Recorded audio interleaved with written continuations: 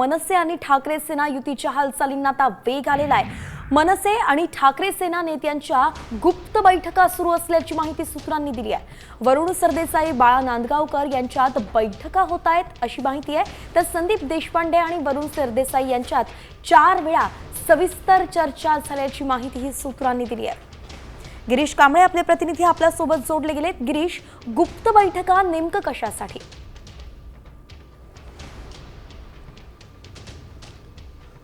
मागील काही दिवसांपासून आपण बघतोय की ठाकरे गट आणि मनसेच्या युती संदर्भातील ज्या काही चर्चा सुरू आहेत त्यात आता जी माहिती मिळते त्यानुसार वरुण सरदेसाई जे ठाकरे गटाचे नेते आहेत, सचिव आहेत ते, आणि मनसेचे नेते बाळा नांदगावकर यांच्यात मागील 1.5 महिन्यापासून चर्चा होत आहेत। मागील 1.5 महिन्यांमध्ये 3 वेळा दोन नेत्यांमध्ये आहेत त्या बैठका झालेल्या आहेत। यानंतर वरुण सरदेसाई आणि संदीप देशपांडे यांच्यात देखील 4 ते 5 वेळा बैठका झालेल्या आहेत।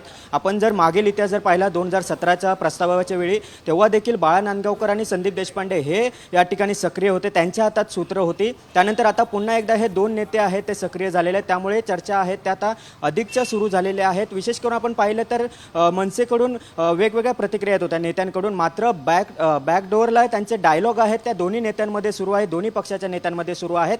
आता या दोघांमध्ये जे चर्चा सुरू असली तरी जागा वाटपावरून कशा पद्धतीचा प्रस्ताव आहे यावरून सध्याचं हे युतीचं घोडं अडलेलं आहे। आपण बघितलं तर 2 दिवसापूर्वी संजय राऊत देखील म्हणाले की 5 जुलैला जो मोर्चा होईल त्यानंतरचे सकारात्मक दोन्ही पक्षांमधील काही पावलं असतील किंवा निर्णय असतील ते सकारात्मक होतील अशा पद्धतीचं त्यांनी देखील भाकीत केलं होतं। त्यानंतर आता आपण बघतोय की जी माहिती मिळते खात्रीलायक सूत्रांच्या माहितीनुसार आपण सांगतोय की या ठिकाणी वरुण सरदेसाई आणि बाळा नांदगावकर याशिवाय वरुण सरदेसाई आणि संदीप देशपांडे यांच्यात 4 ते 5 वेळा या बैठका झालेल्या आहेत। या बैठकांमध्ये सविस्तररित्या चर्चा झालेली आहे। अर्थातच गिरीश, एकंदरीतच आपण पाहतोय माध्यमांसमोर वेगळं आणि पडद्यामागे वेगळं असंच काहीसं मनसे आणि ठाकरे सेनेत सुरू असल्याचं दिसतंय।